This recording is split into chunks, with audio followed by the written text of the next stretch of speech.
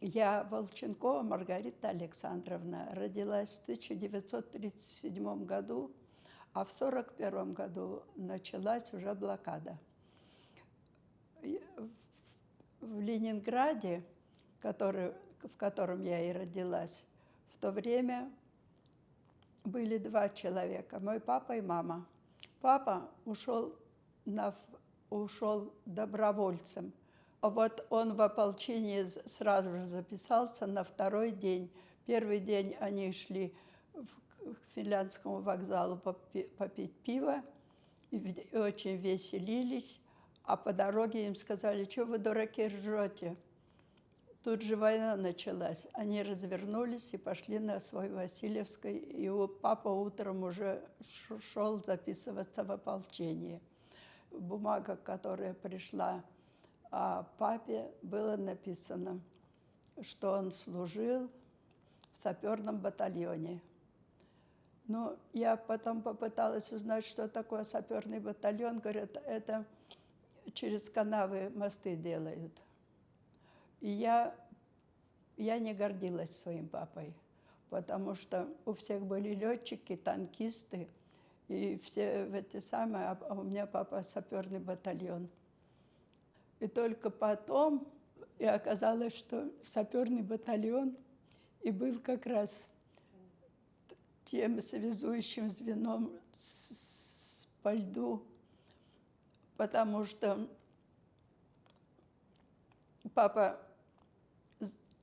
сообразительный был сильно человек, инженерно, и бревна настилали бревенчатый настил, по которому шли машины и в одну сторону, и в другую сторону. Это вы говорите о дороге жизни по льду Это Ладожского озера. По льду Ладожского озера. И он был один из инициаторов этой дороги жизни, потому что все вначале не представляли, что лед выдержит. А он, говорит, по всей видимости, сказал, надо подлиннее бревна, и все тогда полуторки пройдут. А потом уже правда, после его гибели была проложена узкоколейка, которая ходила паровозик «Кукушка». Эта «Кукушка» называется паровозик. Паровозик. А к нему просто платформы, на которых наваливались все кучей. Даже не вагоны, а просто такие платформы, да? Платформа, чтобы было как можно легче, чтобы как можно больше людей туда завалилось на эту железку. По ночам эти полуторки шли. По ночам? Потому что днем бомбили, да? Днем бомбили. А немцы не хотели терять свои самолеты, поэтому только днем бомбили. Ну, много погибало, конечно. Ездили они на этих полуторках без света, потому что тогда немцы стреляли фугасками по движущимся целям. Так что было все, профессионалы должны были быть и водители. Ночью, по льду, без света. Не по льду, по бревнам, которые на полметра всего выдвигаются от колес. Ну, в общем, вот так шла блокада. Погиб так, как все погибали, имеется в виду разрывная. Снаряды бросались не такие, как дальше в войне были, а только разрывные, чтобы как можно больше стоячих на льду людей было ранено. Он тоже был ранен, и даже до госпиталя его довезли. И в госпитале он полежал. А потом, я не знаю, это было связано с голодом или же с инфекцией, потому что тогда еще не было антибиотиков. люди выживали просто, если выживешь, то выживешь, а если не выживешь, так ничего нету. Нас вывезли уже, когда вот в 44-м году, но, наверное, месяца за полтора. То есть это был конец 43-го года. Уже много было движений. Вот были вот эти кукушки. Нас отвезли.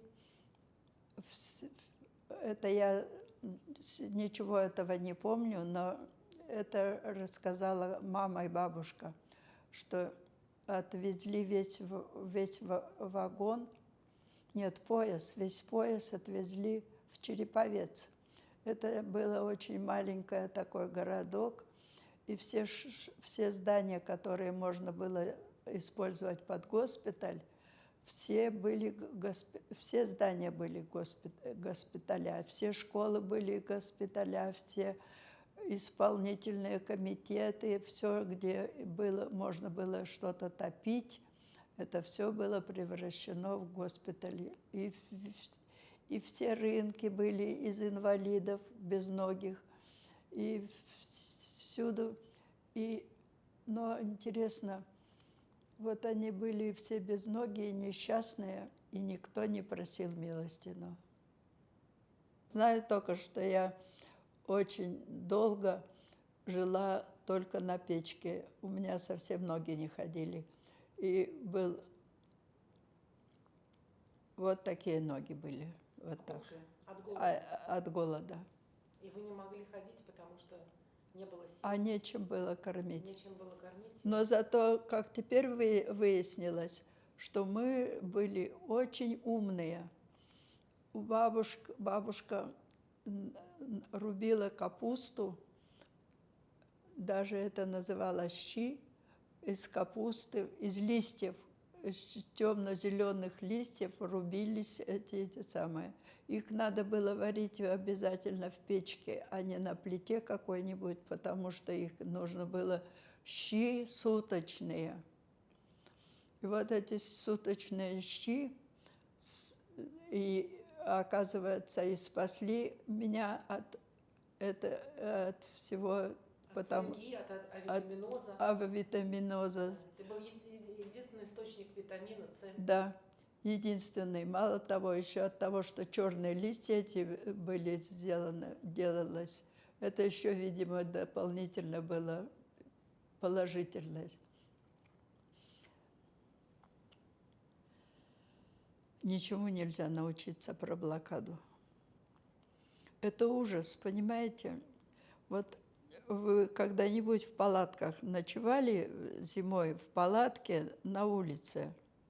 Вот, а так вы ночуете не 1 или 2 дня, а целых, 3 зимы. научиться ничему нельзя. Научиться только одному. Если только стойкость, Правильно мужество. молиться и говорить: Господи, минуй нас эта чаша, минуй нас такая чаша. На сегодняшний день, когда меня спрашивают: вы верите в Бога?